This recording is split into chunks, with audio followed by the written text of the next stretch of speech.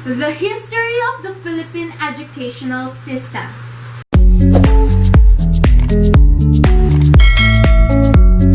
Hey guys, welcome back to my channel. This is me again, Teacher Pauline, and today I will be discussing the history of the Philippine educational system.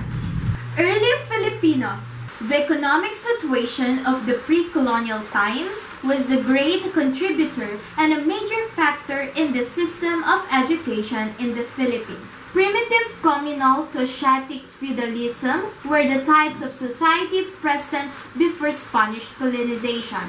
With their practical and subsistent mode of production, they had to provide education that was plain and simple. The medium of instruction used was alibata, the native alphabet. The educators or the teachers during the pre-colonial era were the Babaylan and the Katalunan. Gifted with wisdom and knowledge on spirituality and the system of running their own society, they were respected by the people of the society. Therefore, the type of education that was taught was one of the beliefs and traditions. However, since there was insufficient scientific learning, they lacked efficient means of economic production. Education was truly valued by the early Filipinos. The fathers trained their sons in how to hunt and other means of maintaining a livelihood. On the other hand, the mothers were in charge of their girls and instructing on household chores. The purpose of this type of education was to prepare both boys and girls to become good husbands and wives in the future. Both Filipino men and women knew how to read and write using their own alphabet called alibata. It was composed of 17 symbols, each representing the letters of the alphabet. The symbols contained 3 vowels and the rest were consonants. Communities were Muslim, similar to those on Mindanao, and education was proliferated through the religion of Islam. The imam or ulima were the declared teachers. The children were taught how to read, write, and comprehend Arabic by using the Quran as their holy book. To sum up, informal and unstructured are the best words to describe the education in the Philippines during the pre-Spanish era. The type of education was not institutionalized and separate institutions were not in place. Specialization in education also did not exist. Spanish period. Compared with the system of the early settlers, during the pre-Spanish time, the system changed into a formal system. The first Christian school built in the Philippines was mandated by the Augustinians and established in Cebu in 1565. The establishment of schools from the primary level to the tertiary level education came about all because of the religious congregations. Christian doctrines were the main focus of these schools, and schools for boys and girls were separate. However, only wealthy Filipinos or the listrados were accommodated by the schools. More negative effects were brought about by colonial education for the Filipinos. The Spanish authorities in the Philippines were mandated to educate the natives, to teach them how to read and write, and to learn Spanish based on King Philip II's Law of the Indies, Leyes de Indias. However, given the realities of the time, the last order was quite impossible. First, the number of Spaniards in the archipelago was limited, so the teaching of Spanish at that time was minimal. Next, the Philippines was inhabited by diverse tribes with different languages, all with unique customs and religions. Then, the topography of the country.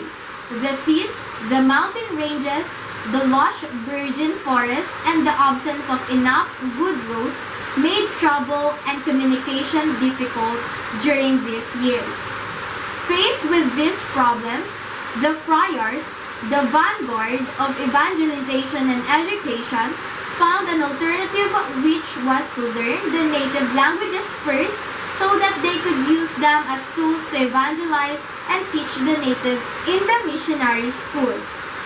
Nevertheless, Spanish was also taught to those who were interested. With the first movable printing press in the country introduced by Spaniard Tomas Pinpin, the Prince of Filipino printers, made sure he published a book on how to learn Spanish. The archives of some of the published books during the Spanish era, such as the Spanish-Chinese dictionaries, are kept at the University of Santo Tomas. The public school system in the Philippines was born in 1863 with the passage of the Education Reform Act in the Spanish courts. Due to the compulsory education of Filipino children, separate schools for boys and girls were established in every pueblo. The clergy or the friars maintained the order in the educational system during these times. They owned different schools in the country, ranging from the primary level to the tertiary levels of education. The sole responsibility of the missionaries, aside from teaching Christianity, was to maintain the rules and regulations imposed on the students. In addition, teaching and controlling them was also in their hands. As the early part of the 17th century approached, there was already a system laid down for the secondary and tertiary education, but it was not directed only by Christian doctrines. As the priests and monks worked together with the civil authorities, they also began to create a network of primary schools whereby both religious and secular subjects were taught.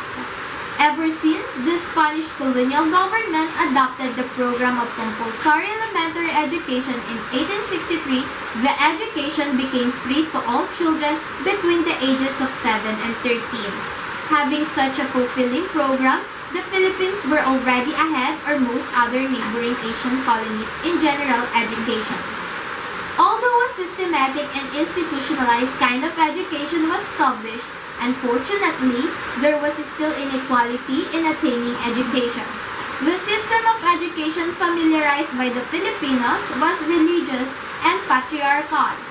People were also taught that social mobility was achieved through education, but sadly, this manifested itself in social inequality and female subordination. The higher priority for education attainment was placed on men rather than on women. Although the mestizos and wealthy people enjoyed the privileges of entering prestigious schools, there were women-only vocational schools for women.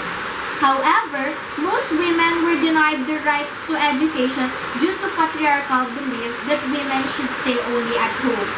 With regard to higher education, the students graduated with a Bachelor of Arts, Bachelor and Artes degree.